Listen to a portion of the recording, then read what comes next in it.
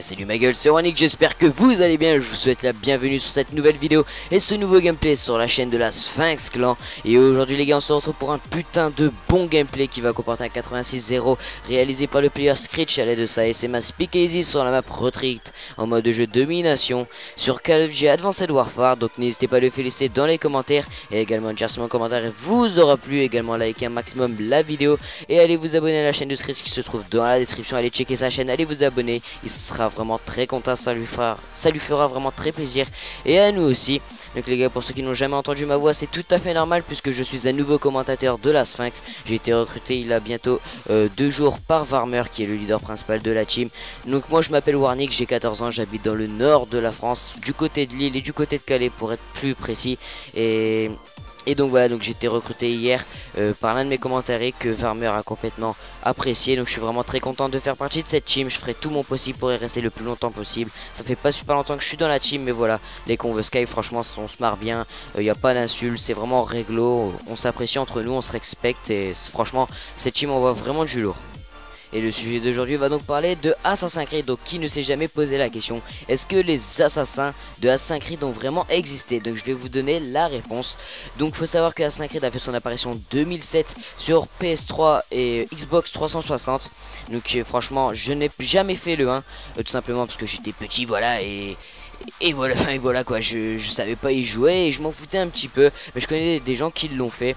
Et voilà, ils m'ont dit que c'était un très bon jeu malgré que le 2 a fait complètement carton. Et donc il a été fait par le studio Ubisoft que vous connaissez sûrement pour faire un nombre inimaginable de jeux. Ils ont vraiment produit vraiment beaucoup de jeux, c'est vraiment un truc de malade. Ils font vraiment des jeux énormes et Assassin's Creed est l'un de leurs meilleurs et le plus vendu. C'est vraiment l'un de mes jeux préférés, c'est peut-être même mon jeu préféré après Call of Duty. Franchement après quand je n'ai marre d'un Call of Duty, je me mets sur Assassin's Creed, Unity ou Syndicate ou n'importe quel autre Assassin's Creed. Parfois je retourne même sur PS3 pour me faire un pied à Assassin's Creed 3 ou Assassin's Creed 2 et franchement je m'éclate vraiment. C'est vraiment l'un de mes jeux d'aventure qui envoie vraiment du lourd. Les scénarios, les histoires et tout sont vraiment énormes. Donc n'hésitez pas à dire si vous aimez Assassin's Creed dans les commentaires, ça me fera super plaisir.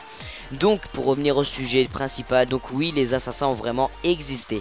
Donc c'est une confrérie qui a été inventée en 1109, donc qui a fait bel et bien la guerre contre les Templiers, qui la font d'ailleurs toujours en ce moment. Donc ça je vous expliquerai un petit peu pourquoi.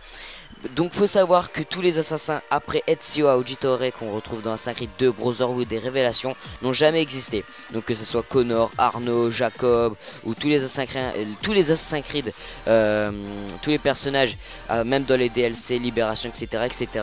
n'ont pas du tout existé. Donc peut-être que pendant la Révolution comme sur Unity il y avait peut-être des assassins, ça je ne sais pas, j'ai pas confirmation.